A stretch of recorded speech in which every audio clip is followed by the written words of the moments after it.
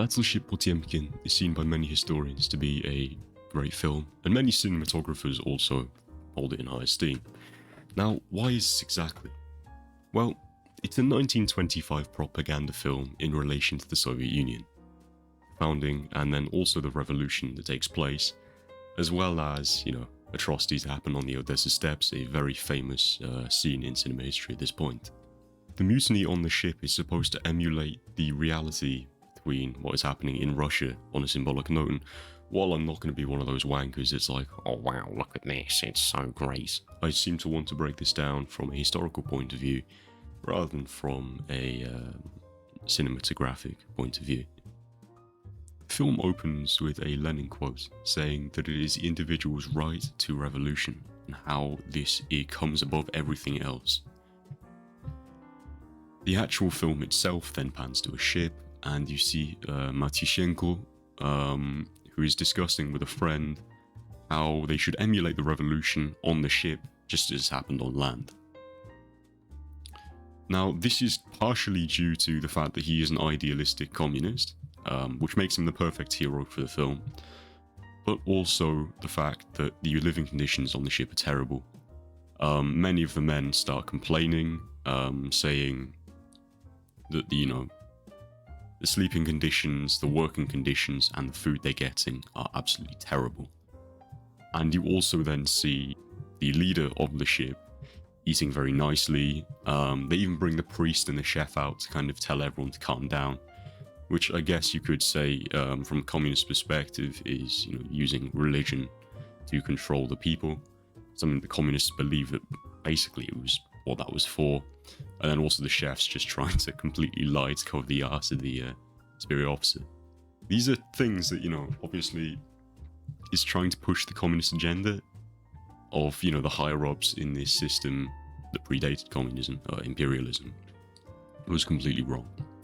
And this is, an early stage kind of getting the audience to feel against the imperialists, that would have supported the Tsar. This is great from a propaganda film perspective, because you already know what the themes and motifs are from basically the first, few minutes of the film.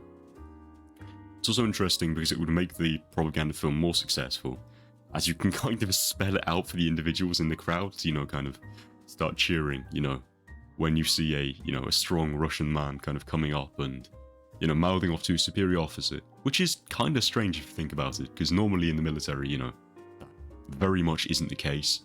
And naturally, as it happens in the military, yes, he is attempted to be punished. The senior officer, Gilarovsky, basically tells all of the sailors that they have to eat the meat, even though the meat basically isn't edible. It has like maggots and stuff in it. And the crew refuses to eat the borscht instead of, just eating bread and water and canned goods. Now, give us our daily bread is something that's read by one of the sailors. And obviously this is a key part of the Bible, part of the Lord's Prayer. And symbolically, a sailor smashes it. Now, I know I said I wouldn't go too much into symbolism, but again, this is from a historical perspective, again, interesting, due to the fact that, yes, communism, you are supposed to reject your religion in favor of, your ideals for the state. Now, this didn't happen in every single case, but certainly in Soviet communism, this was expected. You denounce your orthodoxy and you would accept communism. This didn't happen everywhere. Obviously, to this day, there are, thousands and thousands of Christians in the old Soviet Union. So this isn't necessarily the case, but I think for the case of the film, they're trying to just encourage people to, release their former infatuation with God in return for, I guess, dedication to their new faith, communism. Yeah, so following the denouncement of their religion and, the denial of the borscht that they were supposed to eat, the men are marched onto the deck, or certainly those who haven't the borscht, and they are said to be murdered for insubordination. They're given their last rites by the preacher, who is a slightly dislikable man, is definitely portrayed in quite a cowardly way in this. You know, they are forced to kneel and, you know, they are then about to be shot. The First Order then tells them to fire, but just they're about to fire, Vakinichuk tells the soldiers to stop firing their rifles. And after a great rousing speech, this is when the uprising essentially begins. There are so few kind of elites in this system, just like in reality, of Russia, that they overpower them very easily. Not only due to the fact that they're like armed and know what they're doing with guns, but also because, you know, the might of the people, as according to communism, prevails. The officers are then all kind of like killed or thrown overboard, and the ship's priest is, you know, also murdered in quite a gruesome fashion, with a very interesting shot choice for that. Sorry, I know I said I wouldn't go into the cinematographic stuff so much. The doctor's also thrown in the ocean, as the food and worms, the mutiny, is successful. However, Vakinichuk is killed. And this is quite interesting, because it's kind of like he becomes, I guess, like a martyr of the cause, someone that they can all rally behind. And I believe from what we see on screen, he's the only person that's killed. He is also killed by the captain of the ship, who is then subsequently murdered. So yeah, then let me just get a hard cut to Odessa, which is like a fairly important trading post in Russia. Oh yeah, me just coming in post now, sorry, I just remembered Odessa, I said was in Russia. Odessa is not in Russia, Odessa is in Ukraine. So, sincere apologies for that. I've just noticed that while editing, so my apologies. Vakulinchuk's body, the man who died, is taken ashore, and there's like a great kind of ceremony, and many people, you know, say that, you know, there is a sign on his chest that basically says, "For a spoonful of borscht," which is kind of ironic, because they're basically saying that, like, all this came down to in the end was just inequality of what they were eating, which ultimately does sound very minor. But it's funny how that, like, very menial right to, I guess, good food on a ship with, you know, hundreds of people on it is not met, and that's kind of the trigger in some ways for the uprising. Just as in Russia itself, this was a large promise, you know, that many people were starving due to the poor harvest of 1909. You know, you also had the great kind of discontent with the Tsar sending over so much resources to the war, and resultantly that kind of did help to trigger the revolution in Russia, in the same way that the similar triggers are then emulated on the boat. Basically, the citizens of Odessa are saddened, but also, again, see Vakinichuk as a martyr. And they kind of start marching on the Tsar and the local government. Now, it's kind of interesting, because at this point, I believe at least, my Russian's quite shit. But one of the people tries to tell the citizens that there's like other factors that are in play. I believe he at some point mentions Jewish people.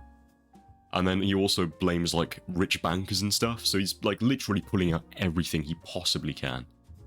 But yeah, then he's also beaten to a pulp by the people, which is kind of interesting, I guess. Again, showing that like mob strength against, you know, the lying state, if you will. Yeah, the people of Odessa then come to welcome the sailors. But this is then when like a great kind of police force arrive and try and stop this mob. Now, I think this, from a historical perspective, would have obviously reminded people of the Cossacks on what became known as Bloody Sunday. Just a large group of the king's men, basically, on horseback, stood outside the Winter Palace, as there was it was a peaceful protest, ultimately, against the Tsar, as they were showing their discontent. Not even all those people were communist, they were just unhappy with the way the country was being governed by a Tsar who was getting cuckolded by the great Mad Monk of Russia. Now, the most interesting part, I think, about this area is that, you know, it isn't actually historically accurate. there wasn't like a massacre during broad daylight in Odessa by the Russian government. And it is, well, it's complete poetic licensing, really. But it's funny how this scene has become so famous, despite the fact that it never really happened. And this is meant to be like a film about reality, and it's funny how history can be blended into existence because of popular media. I mean, it's always the very famous saying among historians, the victors write history. And this basically indoctrination piece, this propaganda piece, has made many people across the world believe that the Odessa Steps massacre happened. Now, is that such a bad thing? Maybe not so much. I mean, it doesn't really matter. But the fact that you can, like, manipulate people into believing something happened when it in reality did not, to make your cause look greater and more, I guess, predestined than it actually was, is quite interesting to me. Also, the great magnitude of the what is about to happen. It's exceptional, really. That, you know, it's lasted the test of time, and yet you can see why, because so many of the techniques used in this are still used to this day. I just think it's a great piece of media.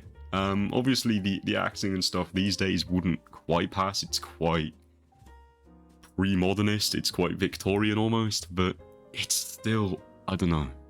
There's something about it that kind of does make you take it in, really. Makes me laugh a little bit because it's so over the top. It's almost Shakespearean. But at the same time, you've got to appreciate the art, and I said I wouldn't do this, so I'm going to stop doing this. Back to the history, right? So the Odessa Steps are a landmark in Odessa. It was basically used because it was great for the shot of the cameras and also the way they were trying to film this. It also provided quite a lot of, like, I guess, dramatic backdrop. Which, you know, naturally. There was a minor skirmish, and there were quite a lot of riots actually around Odessa at this time. However, this, I need to make this clear, did not happen, and certainly not on the scale that it did here. Now, yes, there were instances of extreme police brutality with, you know, groups of up to 7, as far as I can see here anyway, being murdered. However, there was no massacre this film suggests. Alright, anyway, I'll move on to the massacre itself now. So following this, I guess, discontent, many of the people sail out on their own boats and ships to Potemkin, and they give the soldiers, you know, supplies and food and what have you.